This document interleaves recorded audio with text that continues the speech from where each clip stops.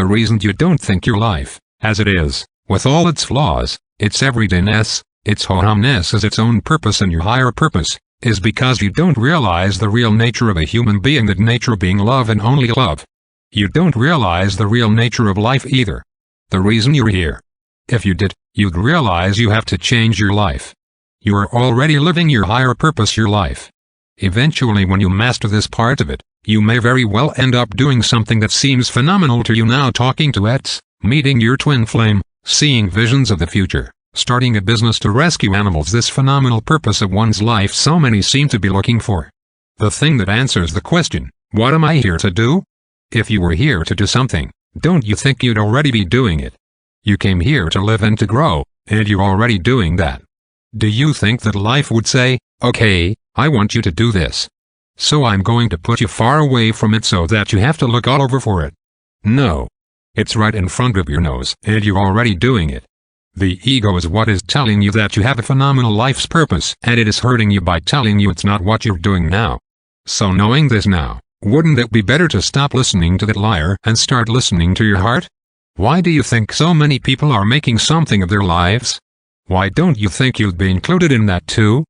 What I found is that everything that happened, and I mean everything that happened in my life up to now, happened because I needed it to be doing what I'm doing now. This didn't just drop into my lap. Everything, including the work I did when I was employed, prepared me for doing this work now. I suspect your life is the same. You're being prepared. Stop fighting it by looking for that something special right now. It's coming. Don't worry. We are changing from carbon-based Homo sapiens to crystalline-based Homo divinicus. You're part of this too. Ivo, yes, my love. Your entire life was an orchestration, and such is the life of every human everywhere. All humans are given preferences and interests, and for the lightworker who you are addressing specifically in this post, they are allowed enough memory that they will be drawn to certain things. As you said in our book, What You Need to Know Now, you were drawn to science fiction. Having watched the first Star Wars 10 times, you were incredibly attracted to its message. Why? Because subconsciously you knew it to be the truth. There is a war going on in space above your heads. Me, but is there a Chewbacca? Laugh out loud, Ivo. No, but your father did a good imitation of his cry. Me, yeah, that was funny. We'd be watching Star Wars on my mother's little tiny TV set, and he'd stand there grinning and then start doing this imitation. Never a dull moment there, that's for sure. Ivo, you resonated with the message. Unlike Star Trek, whose captain you resonated with. Me, yes, as an 8-year-old I wanted to be with Captain Kirk. Ivo, because you subconsciously knew that you were already with a mothership commander. Me. Anything with any modicum of truth you were extremely attracted to, and there was truth in sci-fi for you. Me, I read Chariots of the Gods when I was 10 or 11. I just made up the words I didn't understand. Laugh out loud, Ivo, but we will expand these examples for the people to benefit from. What we are saying is that if you are to work with animals as your special gift to humanity, and I will say special gift on top of the fact that you are already a special gift to humanity, and perhaps you are unaware of this fact, you will be prepared through your interest in animals throughout your lifetime. You will be drawn to that which you are interested in. And your interests are not a coincidence. You have them for a reason, because you will work with them at some point in your life. Does that not make sense to those who wonder what their special contribution to humanity should be? First, you are the special gift. Having been born on this planet, you are here to change it.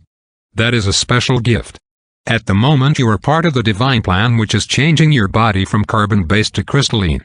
Is that not a special contribution to humanity? I should think so. Me, calm down, Ivo.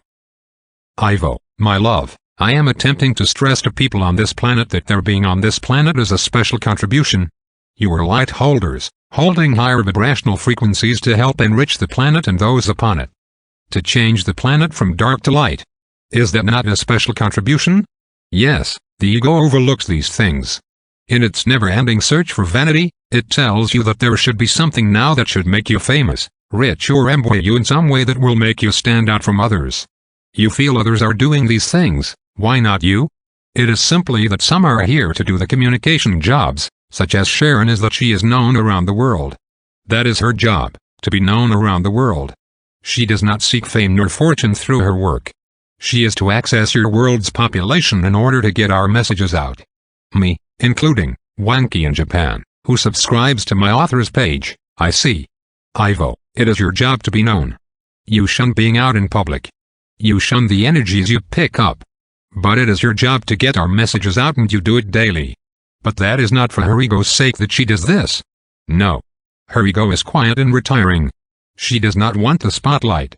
But she does this from a sense of duty and love for the world. Your job may not put you in the spotlight. There are lightworkers who have children who will go on to do jobs in the spotlight, or as a leader, but do not underestimate the role of yourself as a parent. What you do now for this child is very important. You know who you are. You know who I am speaking to. Your ego tells you you must be special by some preordained idea of specialness within your ego-based matrix world. Do not listen to it and do not expect to be rewarded with this type of specialness. You are all special as you go through your day-to-day lives, yes, as humdrum as they may appear to be. You are not aware of what you do at night. Some are. Some know they fight the dark, go aboard our ships, have meetings with us. Some know that their light energies help those around them to awaken. Some know that they are a healing force upon your world. Some know that their light can be used to fight the dark on your planet. Some have stepped into their powers. Many have not, and they are the ones who need to disregard the ego and its values and standards, and learn to respect and value yourself just for allowing yourself to be born on this planet. Yes. You deserve praise for this, and you are the one who must praise yourself. You have chosen to fight against the odds, and this is why your lives are so chaotic and dysfunctional. I will tell you that the ones with the most dysfunctional lives are the strongest lightworkers who have taken on the most because they know they can fight it. So if your life seems crazy, it is because you chose to deal with this much darkness. Because you are that strong. Sharon did. As you may know, she had 2 narcissistic parents and grew up heavily addicted with PTSD. But she is still changing her life for the better. This is part of her contribution to your world. She is an empath and a negative energy transmuter. Those who complain of her moodiness must realize that she is transmuting. That is why she seems of a lesser vibration than she could be considering her energetic quotient. There are many transmuters like her, who are regularly attacked by the dark because they are on your planet to absorb and transmute the dark's food source, negative energy. They are alchemists. Do you think that being an alchemist just by virtue of who you are, the one who turns the stone into gold, is not a valuable being? Your ego may seek admiration from others, therefore it tells you that you must seek a role that brings in adulation from strangers. Believe me, what Sharon receives sometimes on a daily basis, is much less than adulation and recognition for her work. When you learn to value yourself, you do not need the adulation of others. Value your role as a lightworker and stop listening to your ego that tells you you need to work to help others to receive the recognition of your services. You are already serving others, but you need to recognize and to value that yourself. You must understand what is going on your planet, a consciousness war between the light and the dark. A divine plan has been put in place, and you are part of that plan. You are capable of working your role within that plan without being consciously aware that you are. That is how powerful you are. Do not let your ego tell you are lacking specialness. Please. Regardless of appearances, all lightworkers are playing their part. Some do not appear to be as successful by your ego's standards of measure. They are. They are doing their part. There are many waves and sub-waves of lightworkers. You are all being prepared daily, and as you succeed in your daily lives, your ability to contribute grows. So you may or may not take on additional tasks. That is how to look at it. Not in your ego's way of I feel unspecial, so what am I here to do to be special to Earth? You already are. It is your ego that tricks you into believing you are less than you truly are. You are a being of light and have come to Earth to answer the call put out by the divine. Do not let your ego tell you are not enough, less than others. Do not compare yourself to someone such as Sharon, for example, because you cannot do what she can. She was groomed throughout her entire life, and I came through when she was 53. But this is only one role she indulges in her light work for Earth. She is capable of doing this because she has done her homework and gone through many years of fighting the dark and winning. That history is being recorded on our videos now as she discusses her life's challenges with you. She is more commanding of her being now than at any prior point, and it is because she holds this integrity now that she can work with us. She also works under Ashtar Sharon in the capacity as a light warrior leader, overtaking dumbs for the light. She had studied for this role with Archangel Michael as her teacher, and now she has struck out on her own as leader of a small group of light warriors to help the GFL remove dark forces from your planet. Sharon grew into these roles after many years of preparation in the physical and in the astral. It did not happen overnight. Always remember that you are a divine being who has come to help the earth to ascend.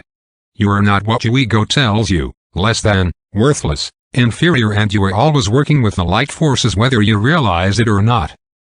Thank you, Ivo. Ivo, my love, my warrior of light, you are the finest being and my only love.